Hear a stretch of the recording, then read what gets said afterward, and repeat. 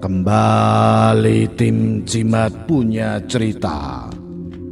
Inilah cerita misteri bersambung dengan judul Misteri Ranjang Perawan, ditulis Abidin Ubaidillah.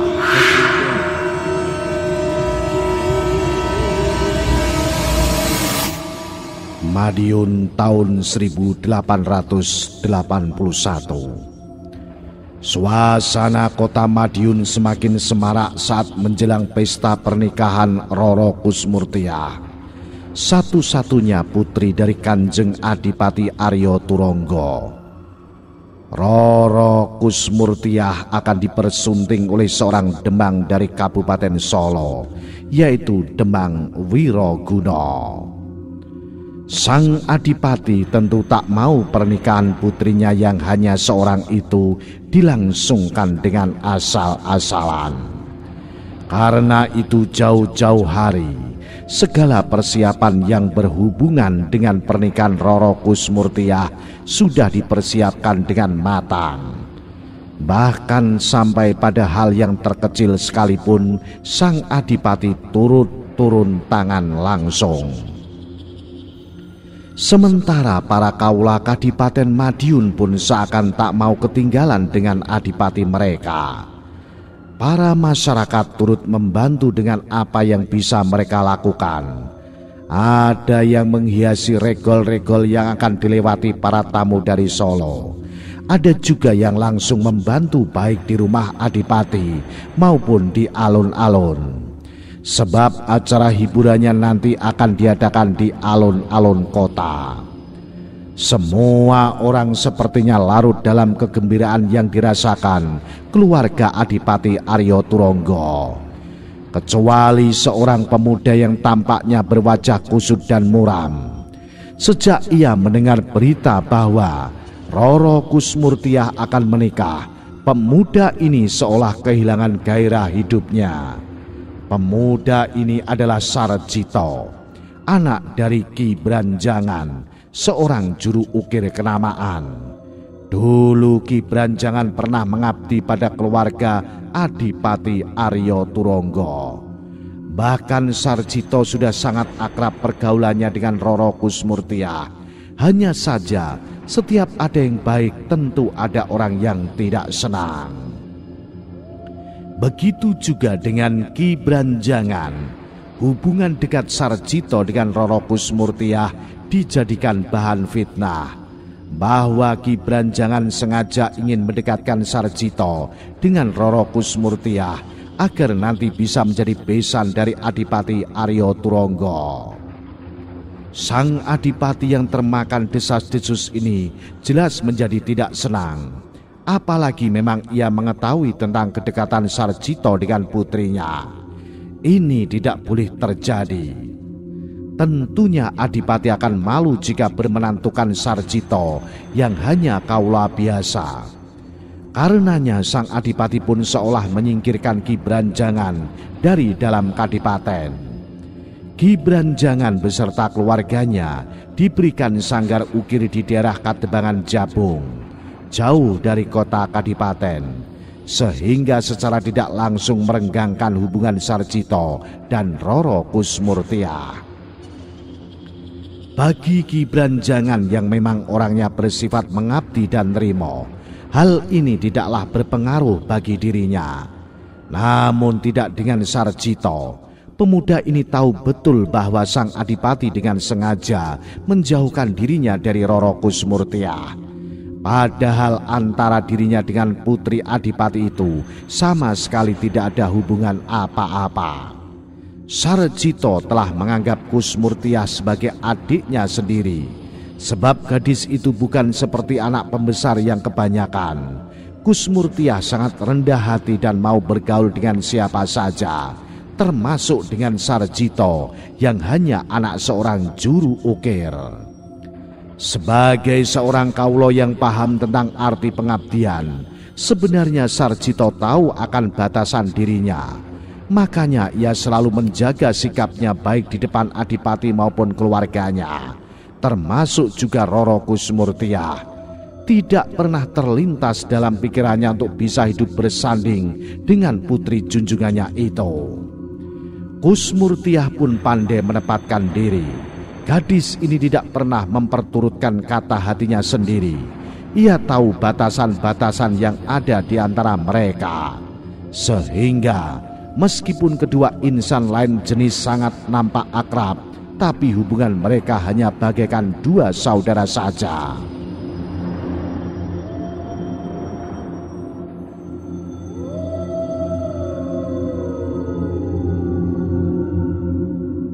Saat Sarjito harus meninggalkan Kadipaten dan pindah ke daerah Jabung, timbullah rasa ketidakadilan dari sang adipati bagi pemuda ini. Ia merasa adipati sudah semena-mena pada ayahnya dan juga keluarganya. Padahal ayahnya telah dengan tulus mengabdi pada keluarga adipati. Sarjito bahkan dengan sinis menyindir Kusmurtiah saat ia hendak pamitan dengan gadis itu. Aku dengar Aki Branjangan akan pindah ke Jabung. Apa Kang Jito ikut? Tanya Kusmurtiah saat itu. Tentu Kakang harus ikut kemana ayah pergi nih Mas Roro. Apalah artinya kami kaulo cilik ini, kemanapun perintah dari junjungan pasti harus dituruti. Kenapa Kakang berkata begitu? Romo kan bermaksud baik. Di sana Aki Branjangan akan mendapat sanggar ukir tersendiri. Setiap keperluan istana di Kadipaten ini tentunya akan dipesankan di sana, Kakang. Ujar Kusmurtiah yang merasa sedikit heran dengan jawaban Sarjito yang terdengar sinis. Mas Roro masih terlalu lugu untuk mengerti semua permainan ini. Maksud Kakang apa? Aku sama sekali tidak mengerti. Tanya Kusmurtiah yang semakin bingung dengan sikap Sarjito. Kami ini hanya kaulo Nimas. Tidak pantas kami bergaul dengan priayi seperti Nimas dan keluarga Nimas. Ah, Kakang jangan mengada-ada. Romo sangat menghargai para kawulo. Bahkan Romo sudah menganggap Aki Branjangan seperti saudara sendiri. Begitu juga kita. Aku tidak pernah dilarang Romo untuk bergaul dengan Kakang. Bahkan Kakang sudah aku anggap sebagai saudara sendiri. Kusmurtiah membantah ucapan Sarjito yang menurutnya tidak benar itu. Tapi Nimas, itulah yang Kakang katakan, bahwa Nimas masih terlalu lugu menilai semua ini. Sarjito masih dengan pendiriannya. Coba Kakang katakan terus terang, agar aku bisa mengerti. Pinta Kusmurtiah. Semua ini karena kedekatan kita nih Mas Roro. Kenapa? Apa yang salah dengan kedekatan kita? Tanya Kusmurtiah bingung. Orang-orang yang iri hati dengan kebaikan Kanjeng Adipati kepada keluarga kami telah menyebar fitnah. Fitnah? Fitnah apa yang dituduhkan orang-orang pada keluarga Kakang? Kusmurtiah makin dilanda kebingungan. Mereka orang-orang yang tidak suka pada kedekatan kita, pada kebaikan Kanjeng Adipati. Mereka menyebarkan fitnah kalau Kakang mendekatinya Nimas adalah untuk menikahi Nimas, dan ayah berusaha untuk menjadi besan Kanjeng Adipati. Gendeng, tuduhan tidak masuk akal. Umpat Kusmurtiah. Tapi itulah kenyataannya Nimas. Celakanya Kanjeng Adipati termakan hasutan itu. Terdengar nada kecewa dari mulut Sarjito. Kusmurtiah terdiam. Ia sebenarnya tidak ingin ikut campur dengan urusan ayahnya. Bisa-bisa nanti dirinya yang kena semprot ayahnya. Adalah lebih baik kalau dirinya menenangkan Sarjito. Sudahlah Kakang, mungkin ini sudah kehendak yang maha kuasa. Biarpun kita berpisah, aku berharap Kakang masih tetap baik padaku. Sekali-sekali Kakang main-main ke Kadipaten. Bujuk Kusmurtiah melunakkan hati Sarjito. Memang Sarjito tidak ingin menimpakan kekesalan hatinya pada Kusmurtiah. Toh putri Adipati itu jelas tidak salah. Adipatilah yang bersalah, dan memang sejak itu Sarjito seakan melupakan hubungan baik yang pernah ada antara dirinya dengan Kusmurtiah. Sampai ketika dia mendengar kabar kalau Kusmurtiah akan menikah. Ada sepercik dendam yang membara di hati pemuda itu. Dendam terhadap Adipati Aryo Turonggo. Ia ingin memberi pelajaran pada Adipati yang sudah semena-mena pada keluarganya. Bertindak tanpa menimbang apakah orang benar-benar bersalah atau tidak. Cita, Terguran itu memudarkan lamunan Sarjito. Terlihat ayahnya kini sudah duduk di amben di sampingnya. "Kamu lagi mikir apa, Le?" tanya Ki Branjangan pada anak satu-satunya itu. "Aku sedang berpikir, Ayah. Hadiah apa yang pantas akan kita berikan untuk pernikahan Mas Roro Kusumurtiah nanti?" saut Sarjito. Ia sengaja berbohong. Sarjito tak ingin ayahnya tahu bahwa ia menaruh dendam pada Kanjeng Adipati. "Ayah bermaksud untuk memberikan hadiah yang akan menjadi kenang-kenangan bagi Den Ayu Roro Kusumurtiah. Ayah akan membuat ranjang dari kayu jati yang paling bagus, dan kamu bisa membantu ayah menyelesaikan ukirannya," saut Ki Branjangan. Ia memang sudah merencanakan hal ini jauh-jauh hari. Bahkan kayunya sudah ia persiapkan, tinggal tugas untuk mengukirnya saja. Memang akhir-akhir ini kesehatan Ki Branjangan agak sedikit terganggu. Makanya untuk menyelesaikan ukirannya Ki Branjang meminta bantuan Sarjito. "Ayah akan membuat ukiran apa?"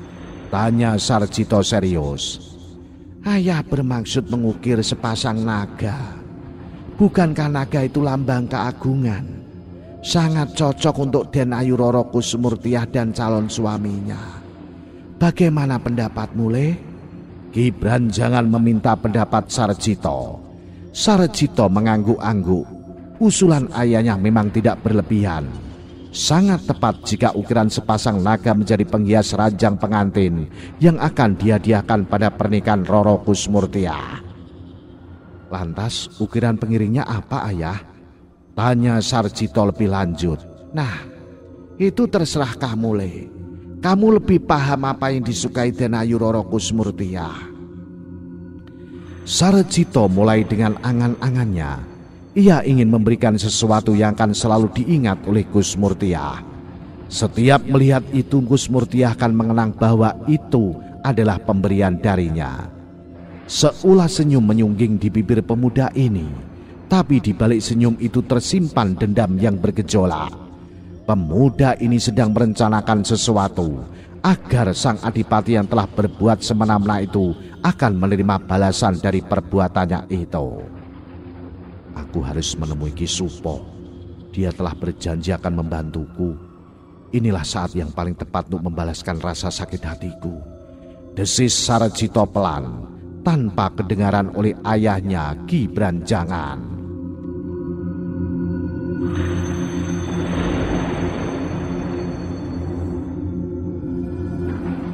Hari baru saja menjelang malam. Kelelawar berserabutan keluar dari sarangnya. Suara anjing hutan yang menyalak di kejauhan seakan menambah keangkeran rumah pondok kayu itu. Tidak ada cahaya bulan ataupun bintang di langit, sebab sedari sore hujan turun dengan derasnya. Lukisan alam yang pekat itu tidak menyurutkan langkah Sarjito mendatangi pondok Ki Supa. Meskipun jarak Jabung dan Ngabar lumayan jauh, tapi tekad pemuda ini sudah mantap. Apalagi Ki Supa bukanlah orang lain. Orang tua ini adalah kakak kandung mendiang ibunya Sarjito. Hanya saja karena Ki Supa ini terkenal sebagai dukun beraliran sesat, maka Ki Branjangan kurang menyetujui dan kurang menyukai jika Sarjito terlalu dekat dengan uaknya ini. "Kau akhirnya datang ke sini juga, Cito," suara berat Ki Supa menyapa keponakannya itu. "Iya, Ki. Aku ingin menjalankan apa yang sudah menjadi niatku tempo hari." Lelaki berusia lewat setengah abad ini melinting rokok kawungnya. Matanya menatap tajam pada Sarjito. Seringai sinisnya berulang kali tampak di wajah garangnya. "Bukankah ayahmu si Branjangan itu melarangmu menemui aku?" "Ayah tidak tahu, Ki. Ayah lebih asik dengan sanggar barunya daripada memikirkan masa depanku." Ada keluhan dari nada suara Sarjito. "Dari dulu si Branjangan mana pernah perhatian sama keluarganya. Lihat saja bagaimana ibumu meninggal. Sedang di mana dia saat itu?" saut Ki Supo meradang. Sarjito tertunduk. Ia yang memang tahu kalau hubungan ayahnya dengan iparnya kurang baik. tidak bisa berkata banyak. Membela ayahnya jelas percuma saja, tidak akan dianggap. Berpihak pada Ki Supa juga bukan satu hal yang begitu menguntungkan, sebab Ki Supa orang yang keras. Di masa mudanya Ki Supa adalah seorang warok yang biasa malang melintang dan cukup disegani. Apalagi sekarang sudah terkenal sebagai dukun ilmu hitam. Tentu orang-orang menjadi gentar mendengar namanya. Nyawa seseorang tidaklah berharga bagi Ki Supa. Mendekatlah. Suara berat Ki Supa membuyarkan lamunan dari Sarjito. Pemuda ini menggeser duduknya lebih dekat lagi dengan Ki Supa. Lalu dukun sakti itu mengeluarkan sesuatu yang dibungkus dengan kain hitam. Perlahan Ki Supa membuka bungkusan itu. Sarjito langsung mengenali benda itu. Sebuah pahat kayu. Sepintas benda itu biasa saja. Hanya saja warna hitam dari pahat itu agak aneh. Ada semacam sinar redup yang memancar dari badan pahat, sementara mata pahat berkilat tajam. Cito, kau gunakan pahat ini untuk membayar dendammu pada Aryo Turonggo. Lalu Ki Supa menjelaskan secara rinci apa yang harus dilakukan oleh pemuda itu. Bersamaan dengan itu guntur menggelegar di langit.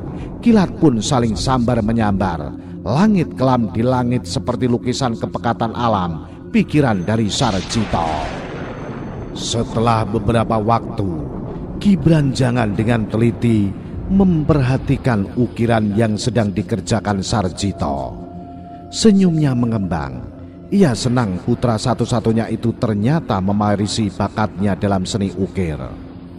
Dalam usia mudanya, Sarjito sudah mampu menuangkan apa yang ada dalam pikirannya dalam bentuk seni ukir.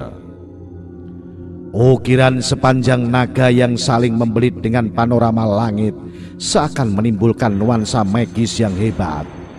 Namun Ki Branjangan sedikit mengerutkan keningnya. Ia mengamati ukuran kedua naga ini.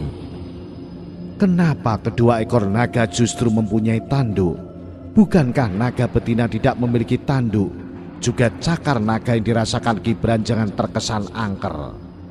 Cito, apa kamu tidak salah membuat ukiran naga ini? Kenapa dengan ukiran naga itu, ayah? Ki Branjangan menepuk pundak anaknya itu. Itu naga jantan semuanya. Bukankah harusnya itu ukuran sepasang naga? Ini tidak salah, ayah. Aku mungkin ini bukanlah sepasang naga, tapi 2 ekor naga jantan. Ki Branjangan mengernyit. Lalu maksudnya apa? 2 ekor naga ini lambang kegagahan, ayah. Mereka sedang bertarung di langit. Naga Harupat dan naga Jatunda. Ini simbol yang menjadi penjaga sepasang pengantin. Meski belum begitu paham maksud putranya itu, namun Ki Branjangan hanya mengangguk saja. Ia serahkan semuanya pada Sarjito. Sebab hadiah itu adalah milik putranya itu. Biarlah dia yang menentukan. Sarjito tersenyum puas saat ayahnya tidak banyak tanya lagi tentang ukiran 2 ekor naga itu. Yang penting baginya saat ini adalah niatnya yang sebentar lagi akan tercapai. Ki Supa sudah memberinya mantra-mantra untuk menghidupkan roh 2 ekor naga itu.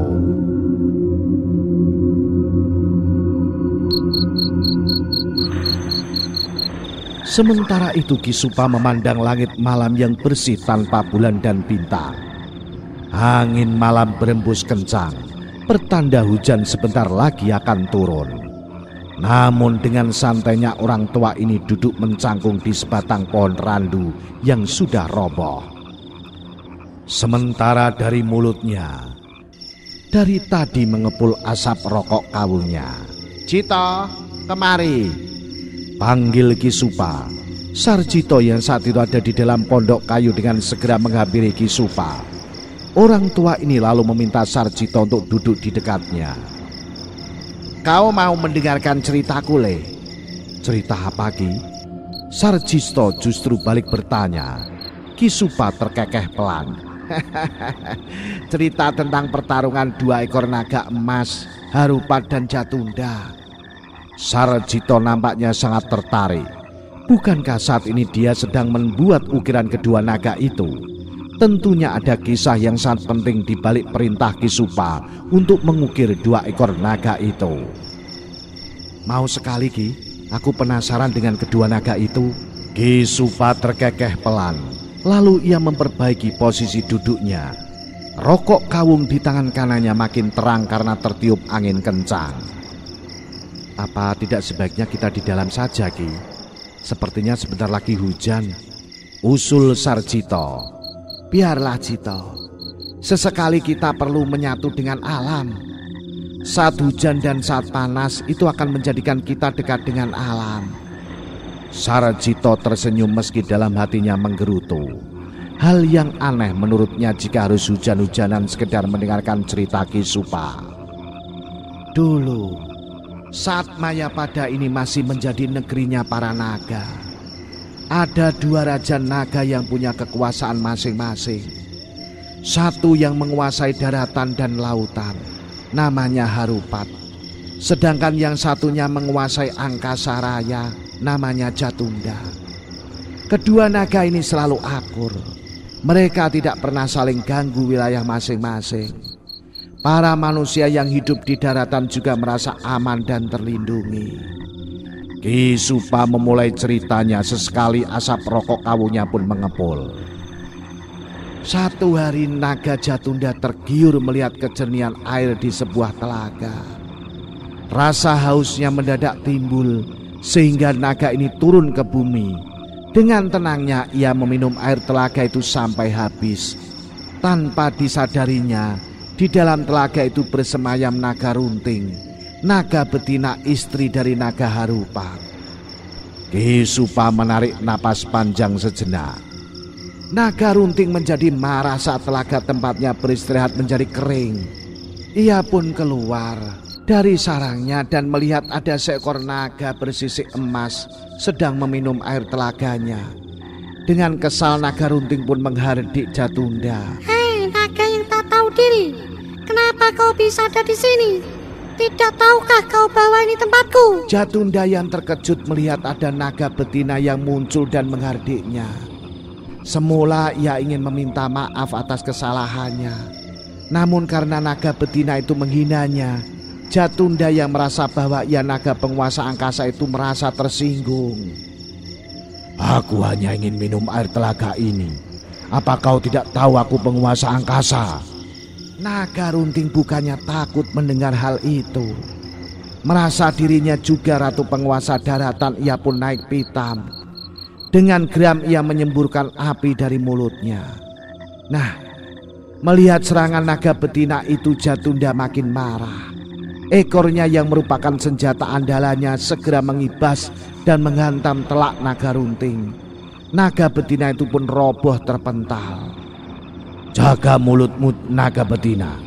Kali ini aku memaafkanmu, ujar Jatunda. Dan ia pun terbang kembali ke angkasa. Naga runting jelas tidak terima. Ia adukan hal ini pada suaminya naga Harupat. Bukan main marahnya naga penguasa bumi ini. Selama ini tidak ada silang sengketa antara wilayah bumi dan angkasa. Aku akan mendatangi naga angkasa yang sombong itu. Akan kubawa kepalanya sebagai hadiah untukmu, ujar Harupat menghibur hati istrinya. Naga Harupat membawa seluruh naga di bumi untuk menyerang naga angkasa. Pertempuran sengit pun terjadi. Jatunda dan Harupat terlihat dan terlibat adu tanding 1 lawan 1. Kedua raja naga ini sama-sama imbang, sehingga pertempuran mereka berlangsung berhari-hari. Akibatnya sungguh mengenaskan bagi kedua alam. Mayapada hancur lebur. Gunung-gunung hancur terkena libasan ekor kedua naga ini. Hutan-hutan porak-poranda. Semburan api kedua naga ini membakar seluruh isi Mayapada. Para dewa di kayangan merasa khawatir dengan keadaan ini. Mereka takut seluruh penduduk di bumi nantinya akan musnah. Para dewa akhirnya berunding. Mereka sepakat mengutus seorang dewa yang juga berwujud harimau. Simawana namanya. Dewa ini dulunya memang seekor harimau. Setelah beratus tahun ia mensucikan diri, akhirnya ia menjadi seorang dewa. Dengan mengemban kepercayaan semua para dewa, Simawana langsung pergi ke arena pertempuran Jatunda dan Harupat. Dalam perjalanannya itu, Simawana merasa sedih melihat alam Mayapada yang hancur lebur. Ia menangis. Air matanya ini memadamkan api dan menumbuhkan kembali tanaman-tanaman yang sudah musnah. Nah, saat melihat naga Harupat dan Jatunda yang saling bergelut, membelit dan mencakar, Simawana mengaum dahsyat. Pertarungan dua raja naga ini pun berhenti. Namun saat melihat yang datang hanyalah dewa berwujud harimau, kedua raja naga ini timbul sifat pongahnya. Lihat, hanya dewa kecil yang diutus kemari. Sedangkan kita adalah naga, hewan yang paling tinggi dan mulia. Harupat setuju dengan pendapat Jatunda. Mari kita serang dan kita bunuh dewa itu, hingga nanti para dewa di kayangan tahu bahwa kita bukan raja naga sembarangan. Demikian Harupat berkata. Dengan cepat kedua naga ini menyerang Simawana. Tentu dewa berwujud harimau ini tidak menyangka akan mendapat serangan seperti ini. Ia pun mundur sejenak. Tunggu. Aku utusan para dewa. Tidakkah kalian lihat bahwa alam Mayapada ini hancur oleh ulah kalian? Para manusia banyak yang mati dan menderita, teriak Simawana. Jangan ikut campur. Urus saja negeri kayangan tempat kalian. Ini negeri kami. Bentak Jatunda garang sambil mengibaskan ekornya. Untunglah Simawana segera menghindar dan selamat dari serangan Jatunda. Lantas, apakah Simawana itu mampu mengalahkan dua raja naga itu, Ki? Tanya Sarjito. Sebenarnya ia bosan mendengarkan cerita Ki Supa yang seperti dongeng anak kecil. Tapi kalau ia membantah Ki Supa tentu marah. Ki Supa melirik sejenak pada Sarjito. Kemudian lelaki tua itu melanjutkan ceritanya lagi. Awalnya Simawana tidak ingin bertempur dengan Jatunda dan Harupat. Hanya saja kedua raja ini telah merendahkan para dewa dengan menyerang utusan dewa. Berarti kedua raja naga ini menantang dewa untuk bertempur. Aku akan mengampuni kalian jika kalian menghentikan pertempuran ini dan segera menghadap para dewa untuk menerima hukuman. Demikian ujar Simawana lantang. Sebagai utusan dewa, ia merasa berhak memberi peringatan pada Jatunda dan Harupat. Dewa seperti kau ingin menantangku. Sekali kibas ekorku saja kau akan mati. Sahut dari Harupat dan dengan jumawanya. Sudah, kita tidak usah banyak omong. Kita bunuh saja harimau jelek ini. Jatunda pun terdengar mengejek. Kedua raja naga ini kembali menerjang Simawana. Namun kali ini mereka harus mengakui bahwa Simawana bukan dewa sembarangan. Dengan mudah dewa berwujud harimau ini menerkam dan mencakar tubuh para naga. Sisik-sisik emas kedua naga itu pun tanggal dan berjatuhan ke bumi. Harupat dan Jatunda makin marah. Keduanya menyemburkan api pada Simawana. Dan tidak ada cara lain bagi Simawana selain mencabut lidah kedua naga itu. Dengan kemampuannya yang melompat dengan cepat, Simawana berhasil menarik lidah Harupat dan Jatunda. Kedua naga ini melolong kesakitan. Senjatanya yang berupa api telah musnah. Tubuh kedua naga itu pun ambruk ke bumi. Mereka menggelepar-gelepar, sedangkan Simawana terus mengamati kedua musuhnya. Lidah Raja Naga yang dicabut Simawana kemudian berubah menjadi dua bilah keris. Konon keris itu adalah lambang dari kekuasaan di Mayapada. Keris itu bernama Kanjeng Kiai Harupati dan Kanjeng Kiai Jatunda. Bukankah kedua keris itu kabarnya sudah hilang sejak zaman Kesultanan Demak runtuh, Ki? Sarjito memotong cerita Ki Supa. Orang tua ini mengangguk. Kedua bilah keris itu memang menghilang, Cito. Lantas, adakah hubungannya cerita Aki dengan ukiran dua naga yang saat ini aku buat? Tanya Sarjito yang memang penasaran dengan cerita Ki Supa. Kakak ipar Ki Branjangan ini pun mengangguk. Dua naga yang kau ukir itulah wujud dari Harupat dan Jatunda. Mereka sedang bergelut di langit. Roh dua raja naga ini yang akan menjadi perantara pembalasan dendammu. Ki Supa menarik napas dalam-dalam kemudian melanjutkan ucapannya. Ketahuilah Jito, setiap persekutuan dengan iblis tentu meminta tumbal. Pahat yang kau gunakan untuk membuat ukiran naga itu adalah pahat iblis. Iblis akan meminta nyawa sebagai tebusannya. Sarjito menelan ludah pahit. Ia memang sudah tahu bahwa Ki Supa akan berkata seperti itu. Meski ia sudah menebak, tapi Sarjito belum tahu ritual tumbal yang akan ia lakukan.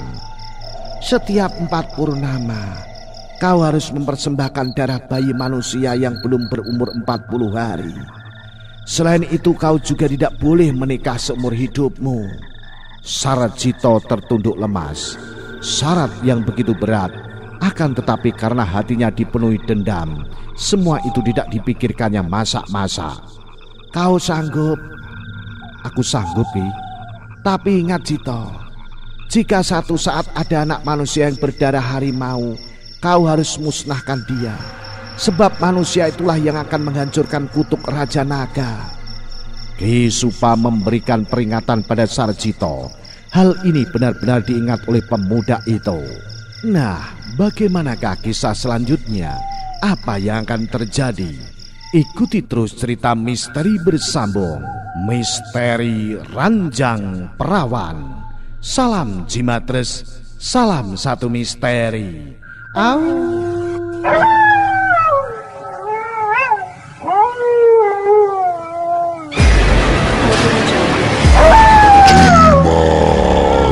Sajian malam Jumat.